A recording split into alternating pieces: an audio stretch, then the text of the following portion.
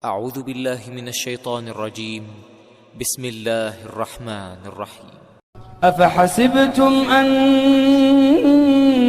أنما خلقناكم عبثا وأنكم إلينا لا ترجعون.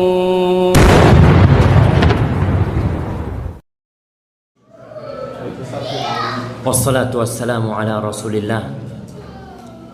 Segala puji bagi Allah. Salawat dan salam semoga tercurahkan untuk Rasulullah sallallahu alaihi wasallam. Amma ba'd. Jamaah rahimakumullah, kita melanjutkan tentang peristiwa-peristiwa setelah ditiupkannya sangkakala. Kita tadi membahas tentang hisab, tentang hitung-hitungan yang akan dilakukan oleh Allah Subhanahu wa ta'ala kepada semua hambanya. Kita insyaallah semua sering membaca firman Allah Subhanahu wa ta'ala, "Tsumma latus'alunna yawma idzin 'anil na'im." Kalian kelak bakal ditanya nanti, di antara materi hisab itu adalah tentang nikmat-nikmat yang Allah berikan kepada kita. Bakal ditanya. Nikmat apa? Segala nikmat. Sebagian ahli tafsir mengatakan al-ma'ul barid, air yang dingin, badan yang sehat, harta dan kekayaan. Segala sesuatu yang itu merupakan pemberian ilahi, maka kita akan ditanya. Oleh karena itu Rasulullah sallallahu alaihi wasallam mengatakan dalam hadis yang diriwayatkan Tirmidzi, la tazulu qadama 'abdin yaumal qiyamah hatta yus'ala an umrihi fima afna wa an ilmihi fima fa'al wa an malihi min aina iktasabahu wa fima anfaqahu wa an jismihi fima ablah. Nanti kita itu kakinya tidak akan bergerak menuju ke tempat yang sudah dipastikan buat kita, sampai ditanya tentang beberapa perkara. Dalam riwayat arba, dalam riwayat mengatakan 5, tapi dalam hadis ini disebutkan yang pertama ditanya adalah umurnya, dihabiskan buat apa. Berarti umur adalah nikmat yang Allah berikan kepada kita. Orang yang umurnya hanya 20 tahun tentunya berbeda dengan yang Allah kasih umur sampai 60 tahun. Orang yang Allah beri umur sampai 70 tahun tentu berbeda dengan yang 60 tahun udah meninggal dunia. Itu nikmat. Dan insya Allah para jamaah masih ingat dengan keutamaan bulan Ramadan, tentang ceritanya Sa'ad bin Abi Waqqas. Ketika Sa'ad ini bermimpi, Sa'ad punya teman 2 yang masuk Islamnya bareng. Salah satunya itu semangat beribadah, bahkan meninggal di medan jihad, mati syahid. Yang kedua itu biasa-biasa ibadahnya, tapi meninggal setahun setelah temannya yang pertama meninggal. Sa'ad bin Abi Waqqas bermimpi. Dalam mimpinya kata Sa'ad, ka'annani 'inda babil jannah, seakan aku di pintu surga dan aku bersama 2 temanku tadi. Kita tunggu, tahu-tahu fa idza kharijun minal jannah. Tahu-tahu ada yang keluar dari surga memanggil teman yang matinya terlambat, yang tidak mati syahid. Dikatakan entah masuk. Masuk. Setelah beberapa waktu keluar lagi temanku yang mati syahid dipanggil. Setelah itu dia keluar lagi. Dia nyuruh aku pulang, waktumu belum tiba. Aku bangun dari tidurku. Saat cerita Cerita itu membuat para sahabat takjub dan heran. Kenapa kok orang yang mati syahid gak masuk surga lebih dulu dibandingkan dengan fulan ini yang biasa-biasa aja. Berita itu sampai ke telinga Rasulullah SAW. Lalu beliau mengatakan kepada para sahabatnya, mimma ta'jabun, apa yang membuat kalian heran? Cerita mereka herannya itu, ini kan mati syahid, lebih giat ibadahnya, tapi masuk surganya kok terlambat. Nabi lalu mengatakan sallallahu alaihi wasallam, alaysa asya ba'dahu sana, bukankah orang yang kedua itu umurnya ditambahkan 1 tahun, hidup setahun kemudian? Iya. Wa shalla kadza, dan dia sholat berapa sholat dalam setahun itu. Wa adraka Ramadan, dan dia puasa di bulan Ramadan. Iya, kata para sahabatnya, kalian tahu jarak antara yang pertama dan kedua derajatnya itu kama bainas sama'i wal ardh, seperti antara langit dan bumi derajatnya. Artinya ketika seorang hamba dapat kesempatan hidup lebih panjang, itu nikmat dari Allah, sehingga kita bisa meraih derajat yang lebih tinggi dengan umur itu. Maka yang akan ditanyakan oleh Allah an umri, tentang umurnya, dihabiskan buat apa. Dan Rasul sallallahu alaihi wasallam mengatakan, khairun nas, manusia terbaik adalah man tala umruhu wa hasuna amaluhu. Sebaik-baiknya manusia adalah yang panjang umurnya dan baik amalnya. Jadi kalau ada orang 50 tahun umurnya baik amalnya, dengan orang yang 60 tahun baik amalnya, lebih baik mana? Yang 60 tahun. Di sini antum mungkin bisa tahu kenapa kita nggak boleh minta mati, jemaah. Nggak boleh kita mati.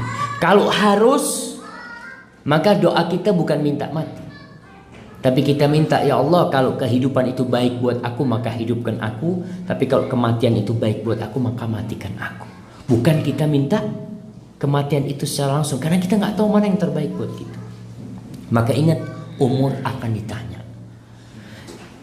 Kemudian yang kedua yang akan ditanya adalah an ilmihi, tentang ilmunya, fima fa'al. Ilmu ini berarti nikmat dari Allah. Kebodohan adalah bala dan petaka. Dan antum tahu salah satu tanda Allah menginginkan kebaikan buat kita itu apa? Allah bikin orang itu belajar agama dan faham agama. Man yuridillahu bihi khairan yufaqihu fiddin. Orang mana aja yang Allah menginginkan kebaikan buat orang itu, maka Allah bikin orang itu faham agama. Berarti ilmu agama itu nikmat dari Allah. Kalau nikmat, apa yang akan ditanya nanti sama Allah? Digunakan buat apa ilmunya? Udah ngerti agama, udah faham, diamalkan apa tidak? Apa ilmunya hanya digunakan untuk berdebat? Apakah ilmunya hanya digunakan untuk berbangga-banggaan? Oleh karena itu Nabi pernah menyebutkan tentang keutamaan Al-Quran sallallahu alaihi wasallam. Beliau mengatakan, wal Qur'anu hujjatun laka au alaika. Quran itu adalah hujjah, argumentasi yang menolongmu, atau Quran itu menjadi penuntutmu nanti pada hari kiamat. Dituntut, dikasih sama Allah pandai baca Al-Quran, ternyata nggak diamalin. Ada orang-orang yang menggunakan Al-Quran hanya untuk mencari duit, hanya untuk mendapatkan prestis di depan masyarakat. Suaranya bagus, ininya bagus, subhanallah. Itu nikmat bakal ditanya sama Allah SWT. Ditanyanya bukan Qur'annya, ditanyanya diamalkannya gimana. Udah dikasih sama Allah SWT. Yang ketiga, wa'an malihi, tentang hartanya akan ditanya. Min aina, pertanyaan harta ini dua. Min aina iktasabahu, dari mana engkau mendapatkannya? Wa fima anfaqahu, itu terjadi di padang mahsyar nanti. Dari mana kau dapat fulus ini? Dari mana beli mobil? Dari mana beli rumah? Dari mana beli HP? Wallahi jamaah, pertanyaannya itu detail sekali. Tapi ingat, ada yang hisapnya mudah, Cuma diingatkan sama Allah ini itu macam-macam, kemudian Allah masukkan ke surganya. Tapi ada yang detail ditanya. Dari mana engkau dapatkan itu harta dan kemana engkau infakkan? Oleh karena itu seorang muslim perlu hati-hati dengan harta haram. Kita perlu belajar. Banyak di antara umat Islam itu yang gak belajar tentang halal haram. Ketika dengar fatwa yang mengatakan haram, bingung dia. Ini aliran apa ini? Kok bisa haram, kata dia. Karena gak belajar. Maka akan ditanya tentang hartanya. Umar bin Khattab radhiyallahu ta'ala anhu itu seringkali datang ke pasar mengingatkan kepada orang-orang pasar agar belajar. Tafaqahu, kata Umar. Belajar kalian fikih halal haram itu. Fikih berdagang itu. Kenapa? Karena ada sebagian orang yang makan haram cuma gak merasa. Untuk ngurangin timbangan di pasar. Itu biasa jamaah. Menipu di pasar.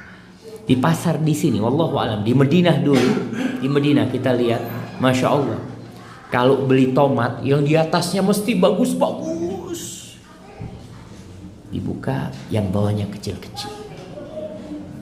Kira-kira halal yang dimakan. Engkau menipu saudaramu muslim, kau ngambil fulus saudaramu, sedangkan dia tidak ridho.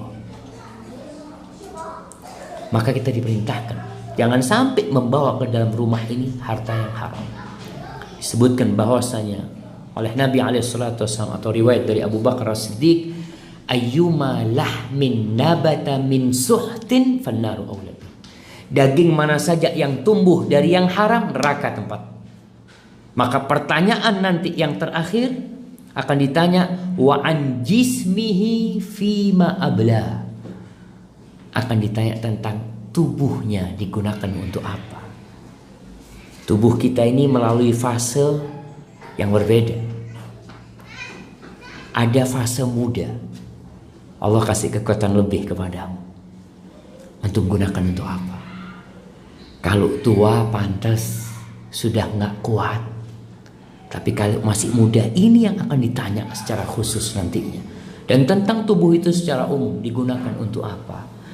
Wallahi jamaah, sebagian tidak menggunakan nikmat tubuh ini di tempatnya. Ya, semoga Allah Subhanahu wa taala memberikan bimbingan kepada kita. Jamaah rahimakumullah, itu berkaitan dengan salah satu nikmat yang akan ditanya. Waalaikumsalam warahmatullahi wabarakatuh. Taib. Kejadian hisab yang Nabi SAW ceritakan, kan banyak peristiwa. Ada cuplikan-cuplikan. Nabi menceritakan cuplikan-cuplikan hisab. Di antaranya ada yang diriwayatkan oleh Imam Muslim dari Abu Hurairah radhiyallahu taala anhu, qalu ya Rasulullah, hal nara rabbana yaumal qiyamah? Para sahabat bertanya kepada Nabi sallallahu alaihi wasallam, wahai Rasulullah, apakah kita bakal memandang Rabb kita pada hari kiamat? Qala hal tudarruna fi ru'yati syams fi dhahira laysat fi sahaba? Apakah kalian kesulitan untuk melihat mentari di siang hari yang tidak ada awan? Qalu la, ya enggak lah. Qala, kata Nabi alaihi salatu wassalam, fahal tudarruna fi ru'yatil qamari lailatal badri laysa fi sahaba? Apakah kalian kesulitan melihat bulan purnama di malam purnama yang tidak ada awan sama sekali? Rebutan, kalian mau ngelihatnya itu harus rebutan. Kata para sahabat, lah, kita nggak akan rebutan. Fawalladhi nafsi biyadihi la tudarruna fi ru'yati rabbikum illa kama tudarruna fi ru'yati ahadihima. Kalian tidak akan berebut, tidak akan kesulitan melihat Rabb kalian pada hari kiamat, kecuali seperti kesulitannya kalian melihat salah satu dari keduanya tadi, bintang dan bulan. Nggak ada yang kesulitan. Artinya semua orang di kota Oman, kalau kita bicara, ketika ada rembulan purnama, nggak ada yang kesulitan untuk melihatnya. Dan kita akan melihat Allah Jalla Jalaluhu tanpa kesulitan. Qala lalu Nabi bercerita ini cuplikan cerita tentang kisah. Fayalqal abda, Allah berjumpa dengan salah satu hambanya. Lalu Allah mengatakan kepada orang ini, alam ukrimka, wahai fulan, alam ukrimka wa usawwidka wa uzawwijka wa usakhir lakal khayl wal ibil wa adharka tar'as wa tarba'. Wahai fulan, bukankah aku telah memuliakanmu, menjadikanmu pemimpin, dan aku menikahkan engkau, dan aku bikin engkau memiliki khayl, kendaraan, kuda, onta, wa adzarka tar'as wa tarba, aku jadikan engkau menjadi atasan, duduk nyaman, terhormat. Fayaqulu bala, orang ini mengatakan, iya ya Allah, engkau telah memberikan semuanya kepadaku. Qala fayaqulu afa dhananta annaka mulaqi, apakah engkau yakin kalau engkau akan berjumpa dengan aku, kata Allah. Ini perbincangan Allah dengan hambanya. Fayaqulu dia mengatakan, la, enggak ya Allah. Fayaqulu fa inni ansaka kama nasitani, kalau begitu aku akan melupakanmu sebagai engkau melupakan aku. Ditinggal yang ini, karena dia tidak yakin dengan perjumpaan kepada Allah Subhanahu wa taala. Kemudian thumma yalqa tsani, kata Nabi alaihi salatu wasalam, kemudian Allah berjumpa dengan orang kedua. Fayaqul ful, Allah mengatakan, wahai fulan, alam ukrimka, sama seperti yang pertama, bukankah aku telah memuliakanmu, wa usawwidka, aku jadikan engkau pemimpin, wa uzawwijka, aku nikahkan engkau, wa usakhir lakal khairul ibil, aku jadikan engkau memiliki kendaraan, onta, kuda, wa adzarka tar'as wa tarba, aku biarkan engkau menjadi atasan, menjadi orang yang terhormat, dihargain orang. Fayaqulu bala ya Rabbi, ya Allah, engkau berikan semuanya kepada aku. Fayaqulu afa dhananta annaka mulaqi, apakah engkau mengira kalau engkau akan berjumpa dengan aku? Fayaqulu la, dia mengatakan la. Fayaqulu fa inni ansaka kama nasita, maka aku melupakan engkau, meninggalkan engkau sebagaimana engkau melupakan aku. Thumma yalqa tsalits, kemudian berjumpa dengan yang ketiga. Fayaqul lahu mithla dzalik, sama dengan orang ketiga. Allah mengatakan seperti yang pertama, kedua. Allah tanyakan tentang nikmat-nikmat yang Allah berikan kepada dia, dan manusia pasti mengakui nikmat-nikmat tersebut. Lalu Allah bertanya, apakah engkau yakin kalau engkau akan berjumpa dengan aku? Orang ini mengatakan, ya Rabbi, amantu bika wa bi kitabika wa bi rusulika wa sallaitu wa sumtu wa tasaddaqtu wa yuthni bi khair mastata. Fayaqulu ha huna idzan, qala thumma yuqalu an nab'ath syahidana 'alaika. Orang ini mengatakan, wahai Rabbku, aku beriman kepadamu, aku beriman dengan kitabmu, dengan utusan-utusanmu, aku salat, aku puasa, aku bersedekah. Kemudian orang ini memuji dirinya semampu dia. Fayaqul hahuna idzan, ya kalau gitu sampai sini, kata Allah Subhanahu wa taala. Tsumma yaqalahu al-an nab'atsu syahidan 'alaik, sekarang harus ada saksi dari ucapanmu. Apakah benar engkau melakukan itu semua? Orang ini mulai berpikir, siapa yang bakal jadi saksi? Fayukhtam ala fi, lalu ditutup mulutnya orang ini. Fatantiqu fayuqalu li fakhidhihi wa lahmihi wa 'idhami intiqi, maka dikatakan kepada pahanya, paha kita jemaah, kepada daging kita, kepada tulang-tulang kita, intiqi, bicara engkau. Fatantiqu fakhidhu walah, laku bicaralah pahanya berbicara, dagingnya berbicara, tulangnya berbicara dengan amalannya. Wa dzalika liyu'dhira min nafsihi, dan ini tujuannya supaya orang ini punya alasan. Allah mengadab dia dengan alasan saksi sudah ada dari dia. Wa dzalikal munafiq, ini orang munafik jamaah. Kalau yang pertama dan kedua orang kafir memang, tapi yang ketiga ini muslim. Betul dia katakan tadi, dia beriman, dia percaya dengan Allah, dengan kitabnya, dengan rasulnya, puasa, sholat, iya. Tapi semua itu berasalkan dari kemunafikan. Nabi mengatakan wadzalikal munafiq wadzalikal ladzi yaskhatullah alaihi. Itu orang munafik yang Allah murka sama dia. Maka jemaah rahimakumullah, ibadah yang kita lakukan perlu kita lihat apakah kita benar-benar ikhlas lillahi ta'ala mengamalkannya, atau ternyata kita hanya ingin manfaat duniawi, kita hanya ingin pujian dari orang. Dan kita tahu tanda-tanda orang munafik apa? Mereka sholat tapi malas-malasan sholat. Maka jangan sampai kita malas ketika beribadah. Tapi barakallahu fikum, itu cuplikan-cuplikan tentang hisab. Yang terakhir, cuplikan yang terakhir diceritakan oleh Nabi SAW tentang orang yang didatangkan sama Allah, yang orang ini punya dosa besar dan dosa kecil, banyak sekali dosa. Lalu Allah menceritakan tentang nikmat-nikmatnya dan orang ini mengaku. Kemudian Allah mengatakan, bukankah engkau pada hari ini melakukan dosa ini? Mulai orang ini ketakutan, iya ya Allah, dosa ini, dosa ini, dosa ini. Setiap dosa itu disebutkan, orang ini mengatakan, ay Rabbi, iya ya Allah, iya ya Allah. Itu baru disebutkan dosa-dosa kecilnya. Dosa-dosa besarnya belum disebutkan. Hatta idza ayqana annahu halak. Ketika orang ini yakin sudah masuk neraka nih, habis sudah. Dengan dosa-dosa kecil yang banyak sekali disebutkan, habis dia. Lalu Allah mengatakan kepada orang ini, satartu laka fid dunya wa ghafartu laka al-yawm. Aku tutupi dosamu ketika di dunia, ada orang yang tahu. Dan hari ini aku ampuni buat engkau.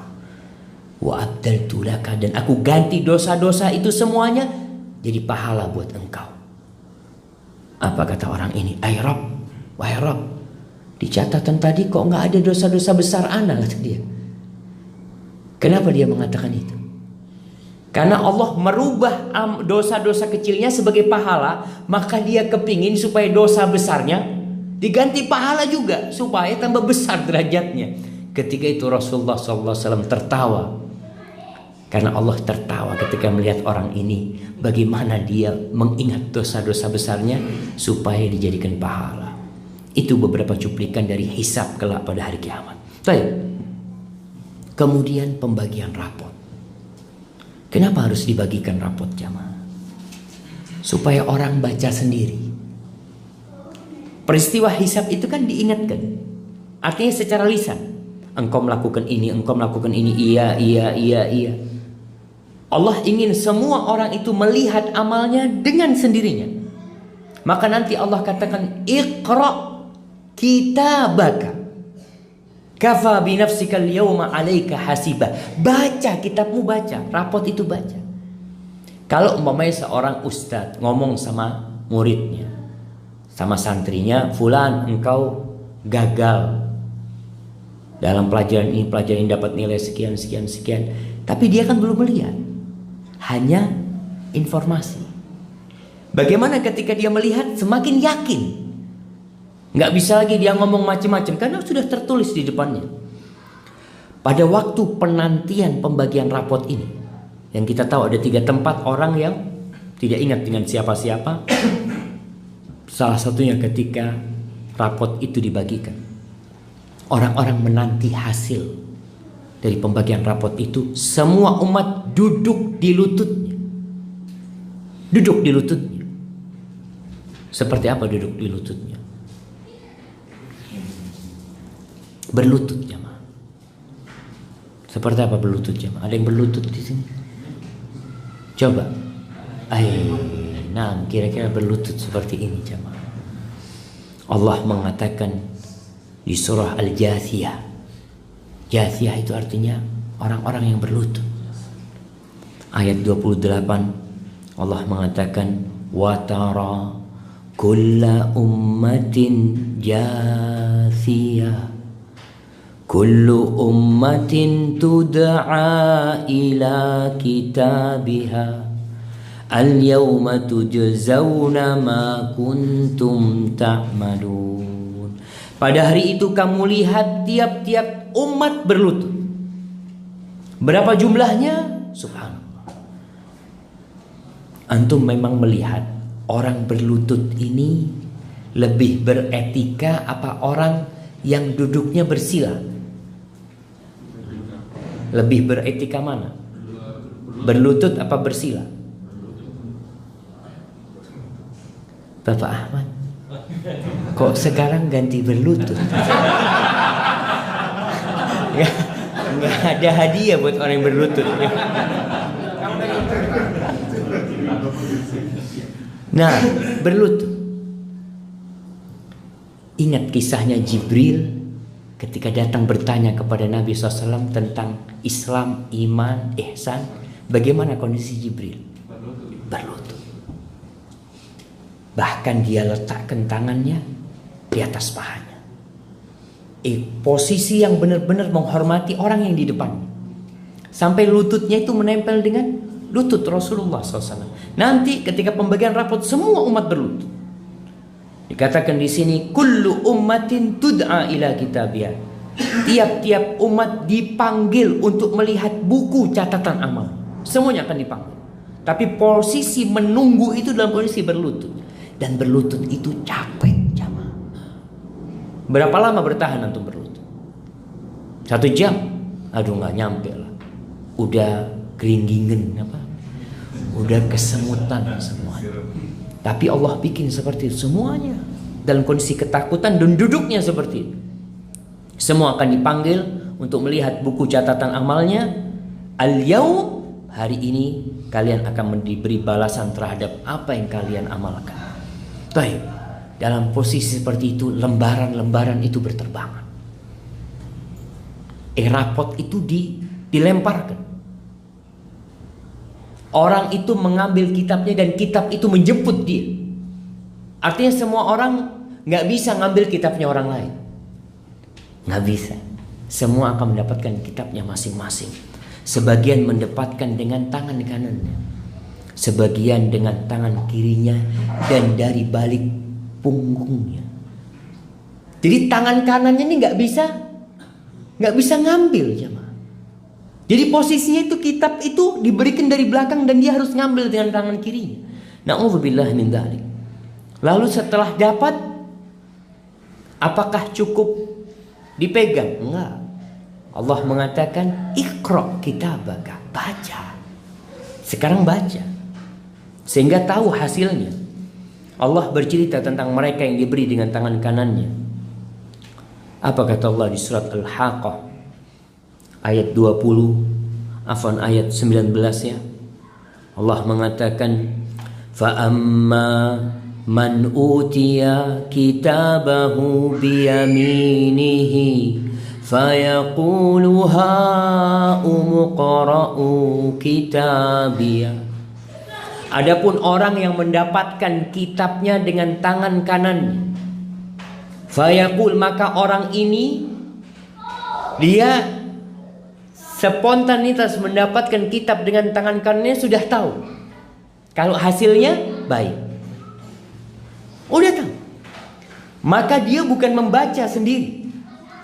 Dia berteriak mengatakan fayaqulu ha'umqra'u kitabiyah. Nih baca kitabku nih, baca nih rapotku. Kebahagiaan dia luapkan buat orang lain. Seperti itu orang yang sukses. Dia ingin memberitahu orang tuanya. Kita lihat seorang anak ketika tahu sukses, dia akan lari mencari ibunya, mencari bapaknya, mencari orang-orang yang dia cintai, atau mencari teman-teman yang ledekin dia ketika dia belajar. Maka dia katakan, lihat aku sukses. Seperti itu kelak pada hari kiamat. Tapi kebahagiaan itu tidak sebanding dengan kebahagiaan di dunia, jemaah. Karena kebahagiaan di dunia, orang kalau sukses hari itu dapat rapot, nilainya A semua, juara 1, bahagianya berapa lama? Sepekan, 2 pekan, setelah itu lupa sudah. Kebahagiaan di sana, subhanallah. Orang ini mengatakan inni dzanantu anni mulaqin hisabi. Dia bawa kitabnya sambil mengatakan, aku yakin kalau aku akan mendapatkan apa yang aku kerjakan. Perhitungan ini aku yakin. Dan itu yang kita baca jemaah. Setiap sholat kita mengatakan maliki yaumiddin. Allah itu pemilik hari pembalasan. Kita selalu membaca hal itu. Fahuwa fi 'isyatir radiyah. Ya sudah. Orang ini akan berada dalam kehidupan radiyah yang menyenangkan. Jadi sebenarnya proses kebahagiaan seseorang itu bermula dari ketika ajal datang menjemput dia. Kalau orang itu soleh akan menyeru, ya ayyatuhan nafsul mutmainnah irji'i ila rabbiki radiyatan mardiyah fadkhuli fi ibadi wadkhuli jannati. Tapi kondisi kiamat itu sangat menakutkan. Makanya dikatakan hari kiamat itu yauma yaj'alul wildan shiba. Pada hari itu bayi-bayi itu beruban, jemaah. Karena menakutkannya hari itu. Jadi orang-orang kebahagiaannya Allah kasih ketika pembagian rapor. Nanti ketika ditimbangan, Allah kasih kebahagiaan lagi di sana. Sampai nanti ketika melewati sirat, Allah kasih kebahagiaan buat mereka, buat orang-orang yang bertakwa kepada Allah Subhanahu wa taala. Fahuwa fi 'isyatir radiyah fi jannatin 'aliyah. Dia akan berada dalam kehidupan yang diridhain di surga yang tinggi. Surga jannah itu kebun-kebun, taman-taman yang tinggi. Orang kalau berpikir taman-taman tinggi, pohonnya besar-besar, sebagian orang berpikir gimana ngambil buahnya. Antum sekarang Masya Allah punya pohon durian, umurnya 100 tahun. Gedenya seperti apa? Antum bisa menikmati dengan nyaman? Nggak bisa. Susah dapat buahnya. Ketika Allah menceritakan fi jannatin aliyah, Allah jelaskan qutufuha daniyah. Untuk mendapatkan itu memetiknya dekat, jemaah. Subhanallah.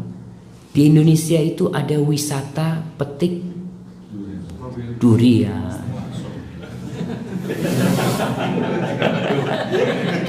Petik apa lagi? Petik apel. Kalau mangga nggak ada wisata petik mangga karena orang semua punya pohon mangga. Kalau di Indonesia, tapi ada buah-buah yang memang jarang dilihat. Wisata petik apel, petik sendiri. Antum bisa beli 100 kilo bisa, 1 kintal bisa beli. Tapi beda sensasinya ketika antum petik sendiri kemudian antum gigit dan ada ulatnya di dalam. Itu sensasinya tambah. Subhanallah. Tapi nanti di surga qutufuha daniyah, dengan pohon yang besar-besar, pohon yang Masya Allah, metik buahnya itu dekat, didekatkan buat dia. Masya Allah. Dulu ibu ana waktu kita kecil ya diceritain tentang surga ya, kita seneng banget ketika cerita nanti Syafiq kata dia kalau mau buah anggur datang tangkainya itu, tinggal ngambil dan seperti itu kelak jamaah. Itu apa yang kita inginkan? Kalau sudah masuk surga selesai. Kita kalau bicara nikmatnya surga, Rasul sallallahu alaihi wasallam menceritakan ada seorang melihat burung terbang. Ya Allah, kepingin burung bakar. Tahu-tahu burungnya jatuh dalam kondisi terbakar di depannya dia. Antum Masya Allah. Allahumma inna nas'aluka al-jannah ya Rabb. Kemudian setelah dikasih kenikmatan yang banyak, tempat lokasi yang indah, Allah mengatakan kulu washrabu hani'an bima aslaftum fil ayyamil khaliyah. Silahkan kalian makan, silahkan kalian minum dengan hani'an. Hani'an itu gak takut sakit jemaah. Nikmat makan. Sekarang antum dikasih makanan Masya Allah. Tadi pagi anak sarapan di hotel, Masya Allah. Di hotel itu mungkin ada 100 lebih jenis makanan. Tapi berapa makanan yang bisa kita makan? 7 jenis, 8 jenis, 20 jenis. Setelah itu selesai. Dan banyak makanan yang kita takut untuk mengkonsumsinya. Kenapa? Aduh, jangan sudah. Gula.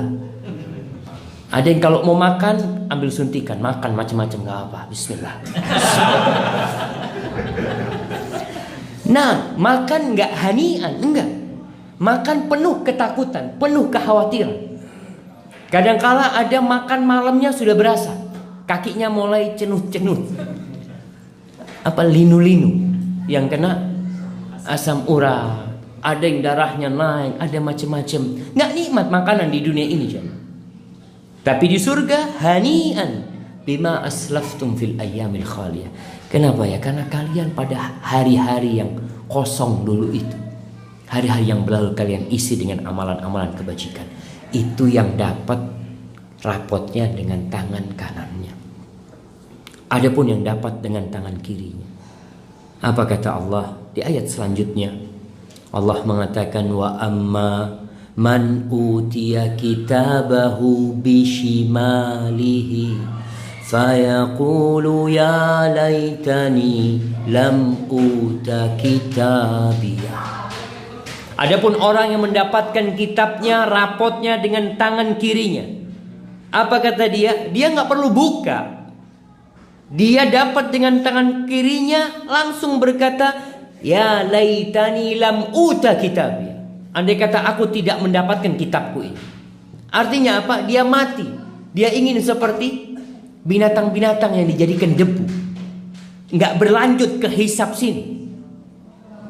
Dia mengatakan, walam adri ma hisabnya. Aku nggak perlu tahu dengan hisabku, karena dia udah tahu dengan amalannya. Ya laitaha kanatil qadiyah. Waalaikumsalam warahmatullahi wabarakatuh. Di sini dia mengatakan, andai kata kematian itu menyelesaikan segalanya. Jamaah, andai kata kematian itu menyelesaikan segalanya, maka setiap orang yang punya masalah, apa yang dia inginkan? Bunuh diri. Orang punya masalah sedikit, aduh lah ngapain hidup, udah capek. Mungkin dia loncat bunuh diri. Maka yang orang ini mengatakan, ya laitaha kanatil qadiyah. Andai kata kematian menyelesaikan segala sesuatu. Dan ternyata setelah kematian tidak selesai. Perjalanannya lebih panjang dari kehidupan. Lebih panjang. Bayangkan sekarang, Anda sering mencontohkan dengan Rasulullah SAW, karena beliau makhluk yang termulia. Beliau di kuburannya dibandingkan dengan hidup di dunia nggak sebanding. Berapa tahun hidup di dunia? Cuma 63 tahun. Di kuburannya udah berapa tahun? 1428 tahun, bayangkan. Makanya orang kalau mau mati berpikir dia, apakah dia memang punya persiapan untuk ribuan tahun yang dia akan hadapi? Bukan dia takut menghadapi yang sekarang ini, menghadapi utang, menghadapi permasalahan lalu dia bunuh diri. Ini cuma sebentar permasalahannya, nanti ada permasalahan yang lebih panjang. Maka orang ini yang mendapatkan kitabnya dengan tangan kirinya berharap kematian itu menyelesaikan segala-galanya. Tapi tidak. Dikatakan ma aghna anni maliya. Hartaku gak berguna sama sekali. Gak berguna. Makanya hari itu yauma la yanfa'u malun wala banun. Gak ada jamaah. Harta itu sama sekali gak berguna buat dia, kecuali yang dinafkahkan di jalan Allah Subhanahu wa ta'ala. Makanya ketika antum mau jadi orang kaya, gak apa-apa jadi orang kaya. Fadhal. Berlomba-lomba untuk memiliki duit banyak, silahkan. Tapi bukan untuk dunia. Karena kalau untuk dunia, antum rugi. Bisa dibayangin orang tua capek, dapat duit banyak, dapat rumah besar, mobil banyak, mati ditinggal semua. Dikatakan ma aghna anni maliya. Halaka anni sultaniya. Orang ini memiliki jabatan, memiliki kekuasaan. Kalau dulu ketika hidup di dunia, Masya Allah, dengan kekuasaannya dia bisa mengeluarkan orang dari penjara. Dengan kekuasaannya dia bisa membuat orang masuk penjara. Dengan kekuasaannya dia bisa memecat fulan, menaikkan fulan. Tapi pada hari itu, ma aghna anni maliya halaka anni sultaniya. Wallahi kekuasaannya hancur lebur, gak berguna buat dia. Antum tahu doa yang kita baca setelah sholat? Allahumma la mani'a lima a'taita wa la mu'tiya lima mana'ta Wala yanfa'u dzal jaddi minkal jam. Tuh. Orang dengan kekayaannya, dengan kuasaannya nggak bisa dia memberikan manfaat. Dia mau nyogok, mamanya gimana? Lah, di dunia kita beramal buat Allah SWT. Allah mengatakan khudhuhu faghullu. Allah katakan kepada malaikat-malaikatnya, ambil nih orang, ambil. Kemudian dirantai. Tsummal jahima sallu. Kemudian masukkan dia ke neraka jahim. Tsumma fi silsilatin dzar'uha sab'una dzira'an fasluku. Kemudian dia itu dirantai dengan apa? Dengan rantai yang panjangnya 70 dzira', 70 hasta. Di situ kalian rantai dia, siksa dia di dalamnya. Na'udzubillah min dzalik ya. Padahal rantai 2-3 meter cukup.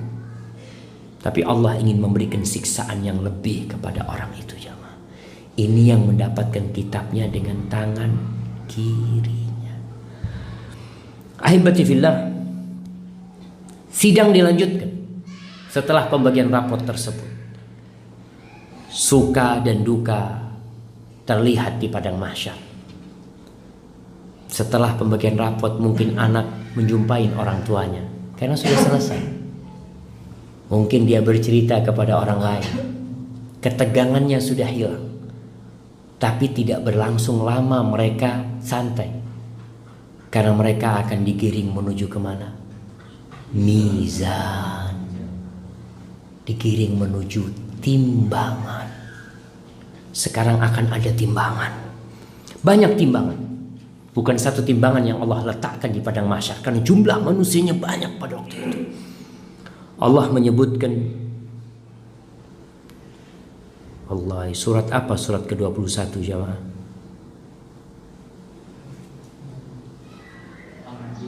Al-Anbiya ayat 47. Allah mengatakan wa nada'ul mawazinal qista liyaumil qiyamah. Kami akan memasang timbangan-timbangan yang tepat, yang adil liyaumil qiyamah, pada hari kiamat. Allah akan letakkan itu. Fala tudlamu nafsun syai'a. Tidak ada satupun manusia yang dizalimi sedikit pun. Wa in kana mithqala habbatin min khardal. Walaupun amalan dia itu hanya seberat biji sawi. Seberat biji sawi. Ataina biha. Kami akan datangkan untuk ditimbang. Wa kafa bina hasibin. Dan cukup kami sebagai pembuat perhitungan yang adil. Allah akan lakukan itu. Timbang. Apa tidak cukup hisab tadi? Kemudian rapot, apa nggak cukup? Jamaah, dengan timbangan akan tampak kualitas dan kuantitas amalan tersebut. Kadang ada amalan-amalan yang banyak, tertulis banyak amalannya, sholat gini-gini macam-macam, ditimbang ternyata tidak berat. Apa penyebabnya? Riya.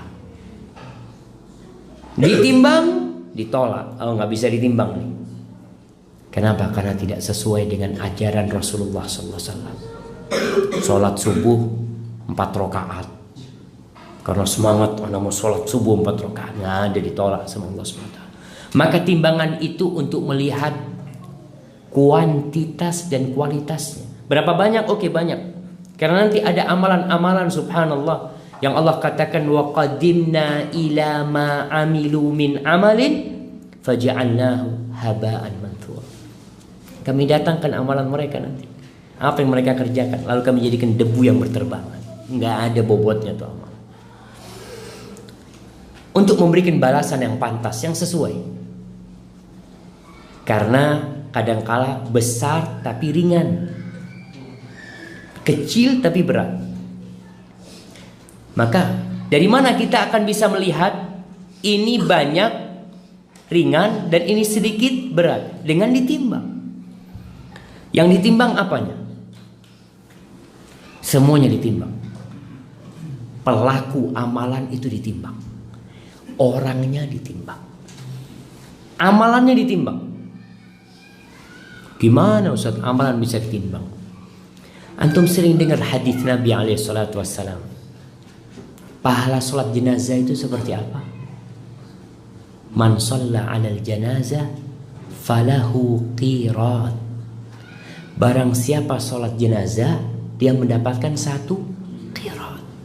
Wa man shalla 'alal janazah thumma tabi'aha hatta tudfan. Siapa yang sholat jenazah kemudian dia mengikutinya sampai dikuburkan, falahu qiratan.